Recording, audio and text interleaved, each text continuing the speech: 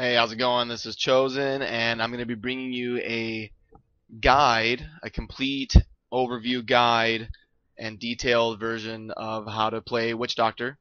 And if this video does get long, I apologize. I don't want to put out any content that isn't well thought out and well detailed and high level and well produced. So because of that, I like to go into depth into things. So it could get a little bit long, and if the video gets long, I'm going to be putting time links down in the video description area. That way you can kind of skip and jump to certain parts of the video that you want to see. Like if you want to skip to gearing or skills or etc., you won't have to kind of fast forward and be confused. I'm looking for that. So just a general intro really quick. This is a hardcore Witch Doctor that I play with, and the build changes a little bit differently, the playstyle changes a little bit differently compared to softcore. I just prefer hardcore because I like it more, but if you have a softcore Witch Doctor, the play is a little bit different, so just keep that in mind. And also, when I'm going through gearing, etc., I'm gonna be talking about the difference between if you're rich and if you're starting off. Like if you're gearing on a budget, it's a lot different than if you're gearing for good fucking game gear. Like it's just way different. So I'm gonna talk about the differences in that, on what to look for. And then just a general intro about my Witch Doctor. My Witch Doctor is Paragon level 23. My Witch Doctor is, according to Diablo Progress, top 50 on the Americas server. So, and most of those Witch Doctors that are ahead of me on America's server are way more Paragon level than me. Like they're up in the Paragon level 90 something or whatever. There's only about 4 or 5 Witch Doctors that are as good as mine that are at as low of a Paragon level as I am. So my gear is pretty good for North America, for me to be that rank, and I'm number 2 in North America for intelligence. So there's only one ahead of me, and he's got like 70 more Paragon levels than me. So we're basically tied. So I'm right there at the top of North America for most categories of Witch Doctor. So, and I don't say that to brag. I just say that to explain that I know how to play a Witch Doctor, and I know how to kind of teach you what to look for when you're gearing and how to play and etc. First, I'm going to go into the skills, and there's a lot of different builds for skills. There's acid, there's acid builds, there's zombie bears builds, there's soul harvest. There's a lot of different ways. That's what makes the Witch Doctor fun, is there's a lot of different ways you can set up your skills and your builds. There's a lot of different cool stuff you can do. I'm just going to go into mine, which I think is a really good blend of survivability and DPS. Now, first I'm going to go into the absolute necessities, and that is zombie dogs with lifelink. I really don't think there's any question here.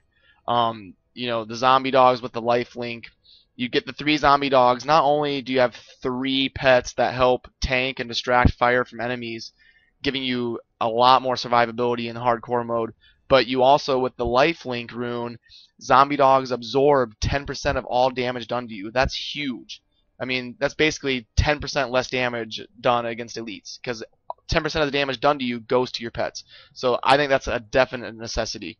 The second necessity is definitely Spirit Walk. Now, I use Jaunt just because it basically doubles or it increases by 1 second. It takes it from 2 seconds to 3 seconds.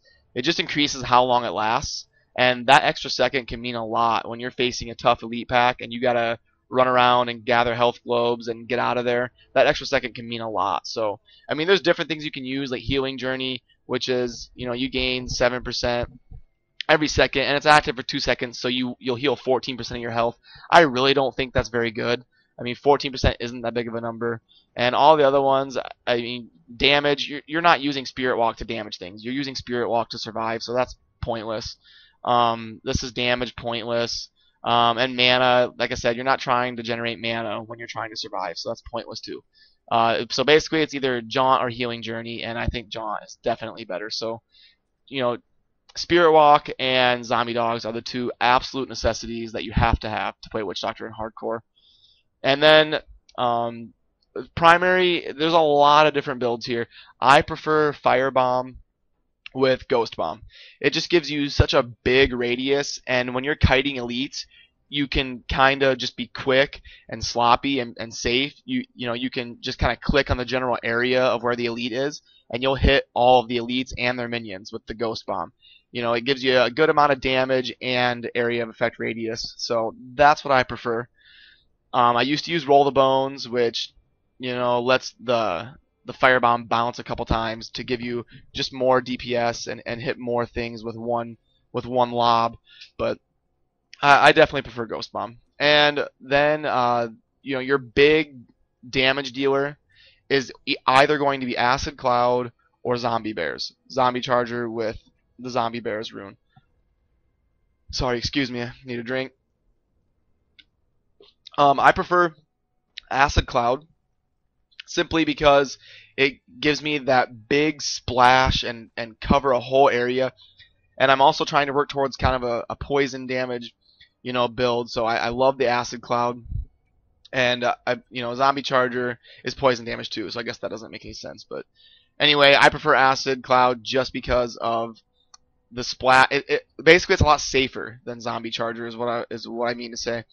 Zombie Bears, you have to be a lot closer to your enemy, and yeah, it does a little bit more damage and it kills things a little bit faster. But I don't like having to be close to elite packs. I like to kind of spray them from afar with Acid Cloud and stay in safety. So the rune I use for Acid Cloud is, like I said, the radius. It increases the area of effect to 24 yards. I've just always used that. There's a couple you could mess around with if you wanted to, but I just think having that big, huge spread of damage so that you can hit all the elites at once and all their minions and everything just increases your DPS because it's hitting more enemies. So it's giving you more damage per second, even though it doesn't show it in your stats. Now, also, I like to use Big Bad Voodoo. Now, basically, you're either going to be using Big Bad Voodoo or Soul Harvest, and I like Big Bad Voodoo because number one, I don't need help when I'm fighting trash mobs. I only need help when I'm fighting elites. And Soul Harvest is something that's meant to stay up constantly. And versus elites, you don't want to have to get close to the elite and run in between them to refresh your Soul Harvest. So I would rather just pop a Big Bad Voodoo instead of trying to keep my Soul Harvest up and worried about stacking that. And the rune for it, I use Slam Dance. It just increases the damage you do. And there's other ones that are good. Rain Dance is very good. It basically gives you unlimited mana. You just sit there and spam mana, and Zombie Bears or Acid Rain or whatever. So that's really good. And there's also the Ghost one that heals you for 5% per second. It's basically going to be one of those three. Those three are all good. And one thing to note for Big Bad Voodoo, when you're using Big Bad Voodoo, it actually stacks with other Witch Doctors that are in the game. So but it only does that if you're using a different rune. So you can have 3 Witch Doctors in a game, and as long as you all have different runes, like if one does Rain Dance, one does Slam Dance, and one does Ghost Trance, you'll stack that Big Bad Voodoo 3 times. You'll be doing like 250,000 DPS because you're stacking 3 of the damage providers. You can't do that with Soul Harvest. You can't all stack Soul Harvest. And so that's what I'm saying. If you got a tough fight, like you're fighting the Key Warden or you're fighting Azmodan or something, you got a tough fight, you all pop a Big Bad Voodoo, and that thing's going to stack on top of each other. And as long as you're standing in the radius, you're going to be doing astronomically amounts of damage. Sorry, I'm getting a text message there on my phone. So yeah, that's why I love it, because you don't have to keep refreshing it. It does have a bad cooldown. That is the only drawback to it. It's got a 2-minute cooldown, but I really think it's better than Soul Harvest. You can try it out and let me know what you think or whatever. Gargantuan, I don't use Big Stinker. I use Bruiser. I was power leveling somebody, so I was using that. I like Gargantuan, and this is, of all the skills, this is the one that I'm most willing to get rid of. The only reason I use Gargantuan is it's just one more thing to distract fire from enemies. It's just one more tank. But that is definitely something that I could get rid of, especially if I'm playing in a party and I've already got a barbarian or a monk or something that's able to tank. And I could, you can play around with Haunt. You hit an enemy, it does basically 600% damage as Arcane. That's a good thing to pop on elites. So you can mess around with Haunt. You can mess around with Grasp of the Dead. It's a good area of effect to kind of slow things down and do some damage to them, and it's got a nice cooldown. Otherwise, I don't really see a whole. I mean, you could mess around with having Soul Harvest and Big Bad Voodoo if you wanted to, if you didn't want Gargantuan. But Gargantuan is just, it's a survivability thing. It's just one more tank for you, one more thing to distract fire from you and help you survive. And then, this is the best ability for it, basically. I've heard of some people using Humanoid to give it the cleave ability, but like I said before, I focus my build on being good versus elites. I don't need help versus trash mobs. I need help versus elites. And, the more damage he can do versus a single target is better than having a cleave ability to hit a bunch of trash mobs. So that's the skills that I use and the actual build that I use. The passive skills that I go with is Pierce the Veil. It just helps your DPS so much. It does make you run out of mana faster, but you hit a lot harder. And it even helps your primary, your Firebomb. And that's basically free mana. So I really think it's a good skill to use. Jungle Fortitude is a must in hardcore. It reduces damage taken by 15%. So you couple that with your zombie dogs that have lifelink, and you're talking 25% damage less that you're taking just from those two things. Just from zombie dogs, lifelink, and jungle fortitude, you're talking 25% less damage taken. So that's an absolute must in hardcore. And then this is an also 100% must in hardcore, no doubt about it. Spirit Vessel is godly, and it's what makes the Witch Doctor so good in hardcore. When you suffer critical damage, basically when you die, the Spirit Vessel will revive you to 15% life, and you will enter the Spirit Realm for 2 seconds.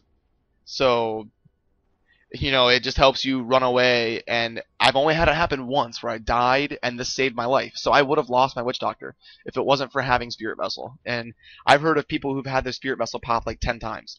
And that's 10 times they would have lost their character, but they didn't because of Spirit Vessel. So absolute must. On the passive skills, I feel like this is basically a must for this build. There's really no other choices, in my opinion, for this build. Alright, big deep breath, take a drink. I'm going to go into the gear now, and my damage per second with my gear is 140,000, 139.5, whatever, which is really, really good. Basically, that's enough damage to do high MP levels, MP5, MP6. It's just a matter of having the survivability to not die. Because it's never really a problem to kill things. You just don't want to be dying, especially in hardcore. You really need the survivability. So, and part of my little introduction to gearing, I'm going to talk about you want to have a perfect blend of DPS and survivability. You can't sell your soul and fall in love with that DPS number, because if it means dropping regen and armor and all resistances, you might not want to improve that DPS number. But at the same time, you don't want to be just a massive tank and do 20,000 DPS. Like, you got to have a nice blend and kind of make sacrifices on both ends to have a nice mixture of high DPS but yet having high resistances and survivability. So, right now my all resist is about 900. My lowest resistance is 879, but I have a couple that are over 900. And I like to keep my all resistances around 900. I don't like to go below that. I don't like to go down to like 800 or anything like that. So I won't sacrifice more than that for DPS. And I also don't like to go below 60,000 life.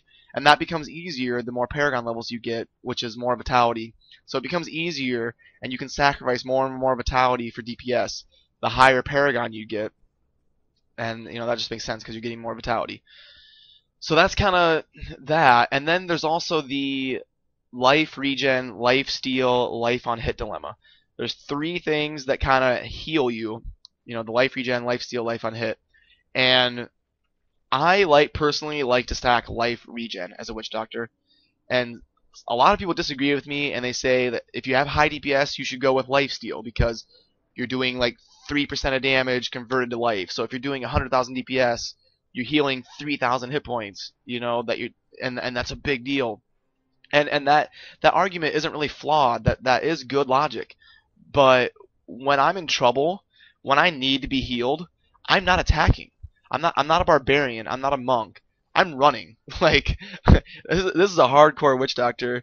When I'm in trouble, I'm running. I'm popping my Spirit Walk and I'm running. So when I need to be healed, when I need it most, I'm not attacking. And that's why I like Regen, because Regen is like that constant. It's always going to be there for you, whether you're attacking, whether you're standing in a desecration pool. It's always going to be healing you constantly, no matter what you're doing. If you get in a sticky situation and you are running away and trying to get away, I'm healing 1,800 life a second or whatever it is.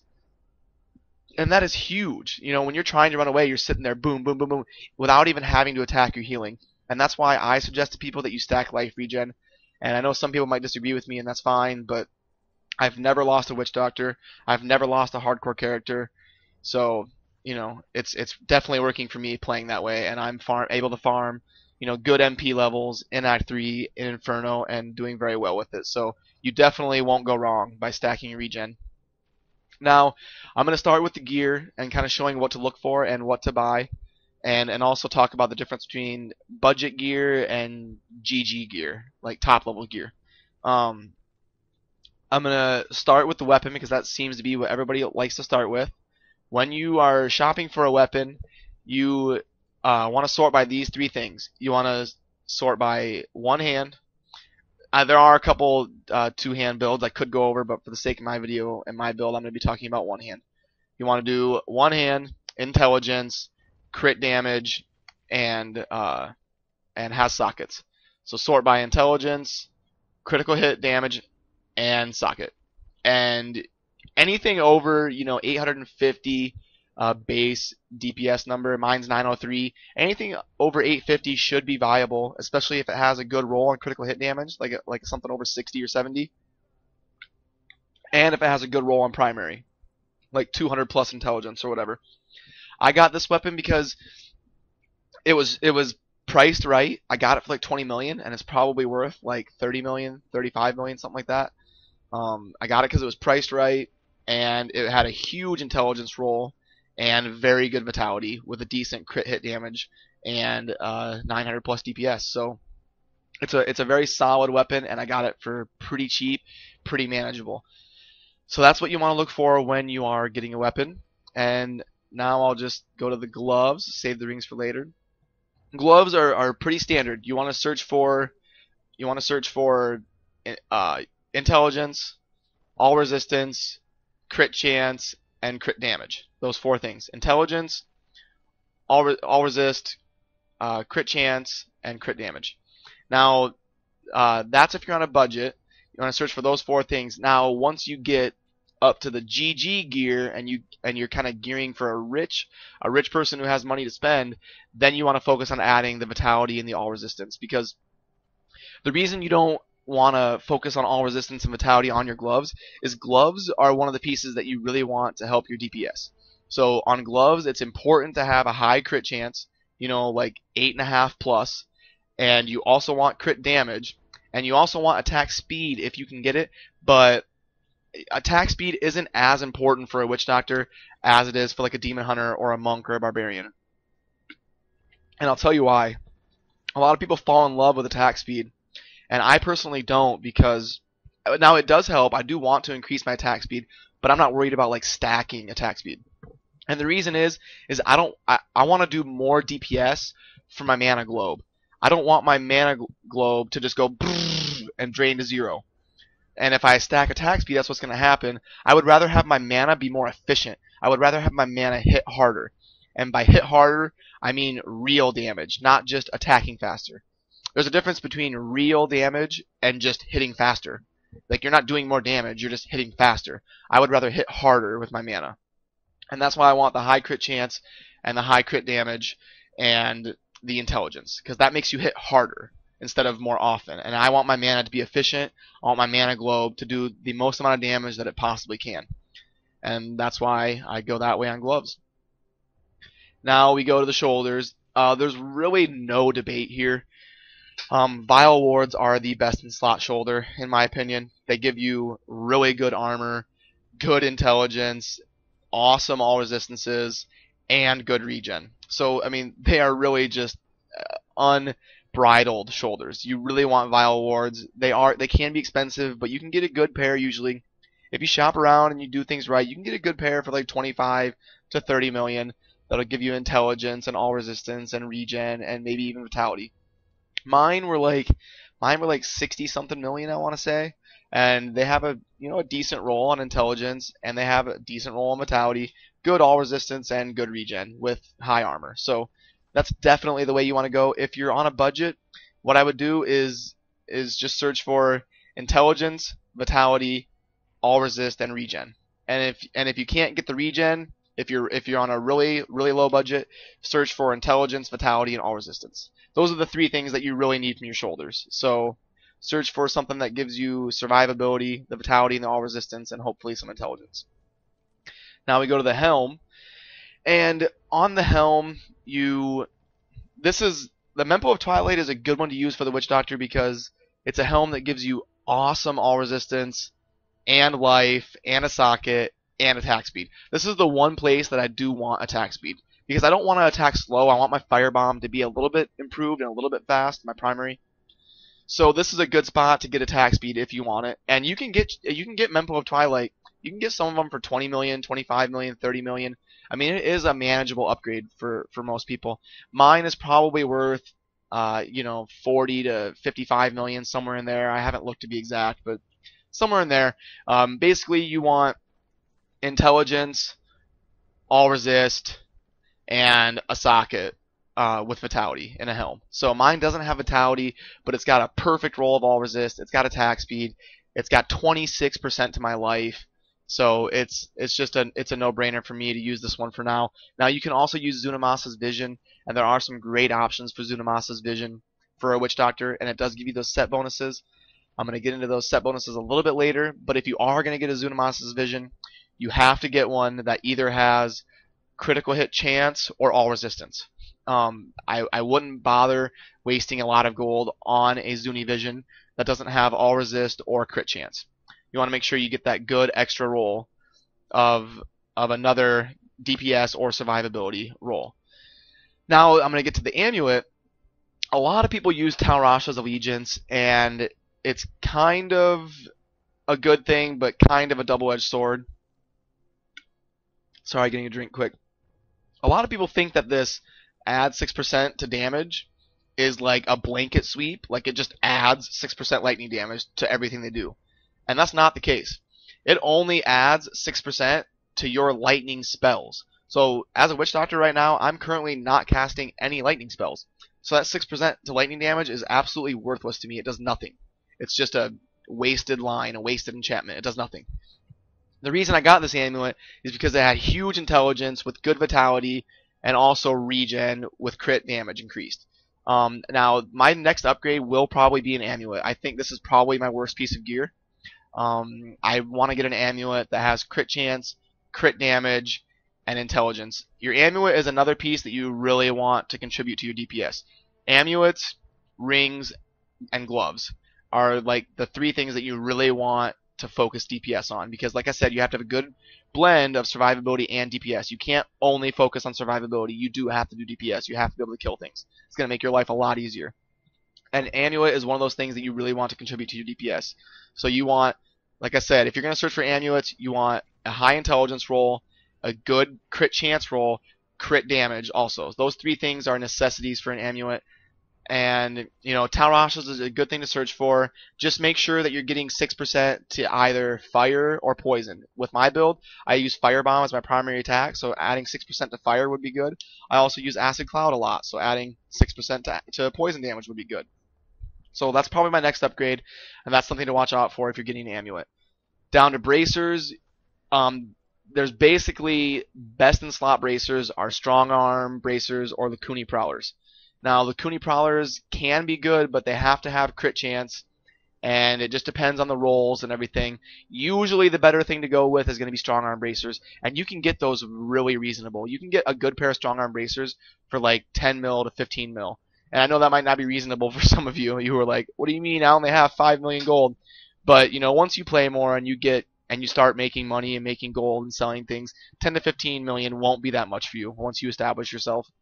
And for bracers, you definitely want ones that have crit chance increased. That's very important. You want them to at least contribute to to your DPS, and you also want a high intelligence roll with vitality. So you want intelligence, vitality, and crit chance. That's the three things that you really want to have in bracers.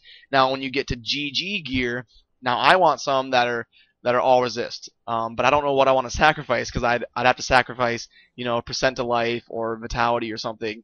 So it's really hard. But yeah, once you get to GG gear, you can look for adding vitality and all resistance to your bracers as well.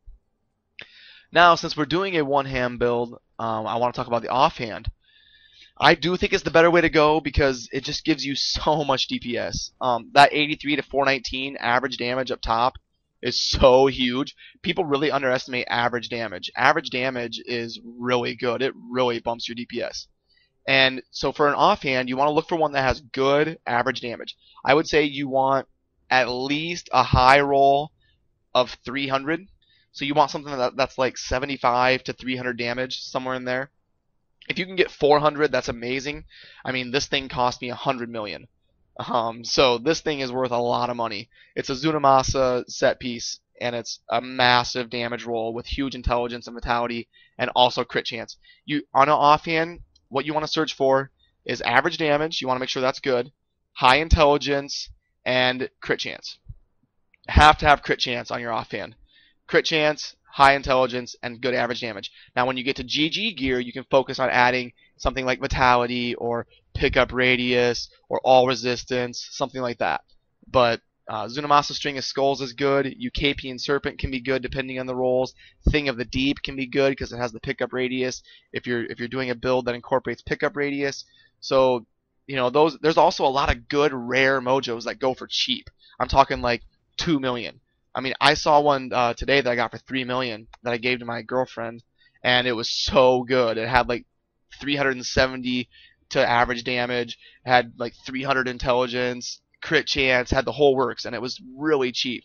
So there's a lot of good offhands that you can get, rare ones, and I chose to do Zunamasa because it would give me that extra 130 intelligence boost, which is huge. So it added even more to my DPS, but that's why I went for that. Now we'll get into boots, and boots is basically two choices as far as best in slot. You want either Ice Climbers or Zunamasa's Trail. Zunamasa's Trail can be really good because it adds to poison damage, which is really important. It gives you a lot of DPS on your Acid Rain. And it also gives you movement speed, which is huge. And it also gives you set bonuses if you're going Zunamasa. If you have the Vision or the Marrow, the Armor, the Offhand. So it can give you a bunch of intelligence or a bunch of all resistance. So that could be a way to possibly look. But the Ice Climbers are so good because they have Regen. They have big all resistance. So boots are a piece that you really want to get survivability from. You want vitality. You want good armor. You want Regen. You want all resistance. Boots and shoulders are two pieces that you really want to have good survivability on. You want all resist. You want vitality. You want life. You want armor. Those two pieces are really important to have good survivability on.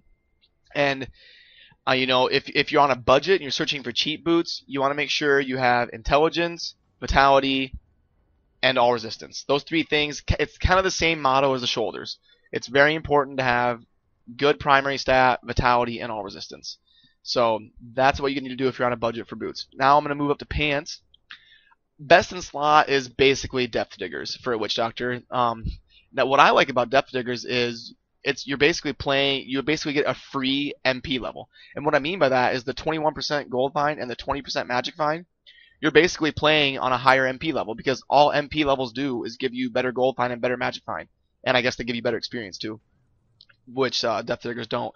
But you're basically getting more gold and more Magic Find. So if I'm playing on MP 0, just because of my pants, I'm basically on MP 1. And the enemies aren't any harder. So that's a really good plus for Depth Diggers. And also they have massive resistances. They always have in between like 70 and 80 all resist. And they get big rolls on intelligence and vitality. So Depth Diggers are really good, and you can get cheap pairs of Depth Diggers for anywhere from 2 to 10 million. So very affordable. If you're looking for an upgrade on pants, they can be a very good choice. Now you do want some that have sockets, and before I used these, I had a pair of Depth Diggers that actually had 2 sockets, and they were very good pants. They served me well for a long time. But I decided to go with these ones just because they gave me 79 all resist instead of like 72. and they my other ones were only like 180 intelligence, and these ones were a huge 282. So even without sockets, these ones were just a little bit better than my other ones, and that's why I went with the upgrade. But 2 sockets is big, and if you can find a good pair of depth diggers for cheap, I would definitely scoop them up. Let's move up to the belt. The belt, sorry, grabbing a drink. I'm not used to talking this much anymore. The belt, a lot of people say best in slot for a witch doctor is the witching hour, and it helps you out tremendously with your DPS. The belt and the helm, if you are going to get attack speed, the belt and the helm are 2 places that you really want to do it. Also, gloves is a good spot, but that's going to cost you a lot of money to add attack speed to critical chance and critical damage, especially if it has all resistance. So, good spots to get attack speed are belt and helm. But the witching hour, I believe, is the only belt that gives you attack speed. So that's why a lot of people go with witching hour, and it gives you the attack speed and the 44% to crit damage. So good for DPS. Now, not everybody can afford a witching hour. Mine's worth like 40 to 50 million probably, and a lot of the good ones go for 100+ million. So if you're on a budget for a witch doctor, I'm going to show you the type of belt that you should be getting. I have it on the auction house right now. Okay, but I had my belt that I was using before this, which was really, really good, and it had a huge roll for intelligence, like 180, and then it had like 75 vitality with like 55 to all resist and like 110 regen with plus like 230 armor. So it was a really good blend of high intelligence with good survivability. So if you're on a budget searching for a belt, search for intelligence, vitality, and all resistance. It's kind of the same theme as the belts and as the boots and the shoulders. And you want a good blend of primary stat with survivability on your belt. Now let's go to the armor. Best in slot, hands down, I think, is Zunamasa Marrow. It's all the set bonuses that I talked about, and it's guaranteed to have 3 sockets with intelligence, vitality, and all resistance. So very, very good piece to pick up. You can pick up some cheap Zunamasi Marrows for 30 mil, 35 mil, somewhere in there. The reason I fell in love with mine is because it has almost 400 regen a second and the plus armor roll. So it's giving me a lot of survivability and life regeneration with the all resistance and the 3 sockets. So that's why I went with that. If you're on a budget, you can look for armor. You do want armor that has at least 2 or 3 sockets, at least 2 sockets, preferably 3. Not everybody can afford it, but that's what you really want because 3 sockets is huge. It's the only piece of gear that can give you 3 sockets, so you want to take advantage of it. So you want to search for like 3 sockets and intelligence, vitality, all resistance. And if you can't find one with 3 sockets, just get as much intelligence, vitality, and all resistance as you can get. So that's what's going to be important for a witch doctor if you're on a budget on the armor. And then we go to the rings. Rings are big contributors to your DPS. You really want to get ones that contribute to your DPS. So you want crit chance and crit damage for sure on your rings. And you also want high intelligence. So high intelligence, crit chance, and crit damage is the 3 musts on rings. If you can get ones that have like attack speed, crit chance, all resist, crit damage, I mean that's GG gear. But my ring's worth like 40 or 50 million. So not everybody can afford one like this. You can get cheaper ones that have good intelligence, some vitality, some crit chance, and some crit damage though. You can get some of those that don't have like the all resistance and the regen and the damage to elites, and it's not a set ring. So you can get rings that aren't quite that good. And then this one I just went with the other set piece, just to get another MP level basically. See, the set bonus is more gold and more magic find. So I'm from my pants and my rings, I'm basically getting 2 MP levels. So if I'm on MP 0, I'm basically farming MP 2 because of my pants and my rings helping me out with gold find and magic find. Now my other one is just like I said, the litany is the other set, and it's high intelligence with vitality, good all resistance, regen with crit chance. I could look for one that has crit damage on it as well, but that would mean sacrificing the vitality. So I don't know if I want to do that. I might look for that improvement later on in my Paragon life, but not right now. So, that was my comprehensive, detailed Witch Doctor guide. If you have any questions, feel free to let me know. Feel free to leave a comment or message me or whatever. Add me on BattleNet. I'll always be available if you want to game it up or have any questions, etc., etc. Hopefully you enjoyed, and I will see you around. Subscribe if you like the content. GLHF.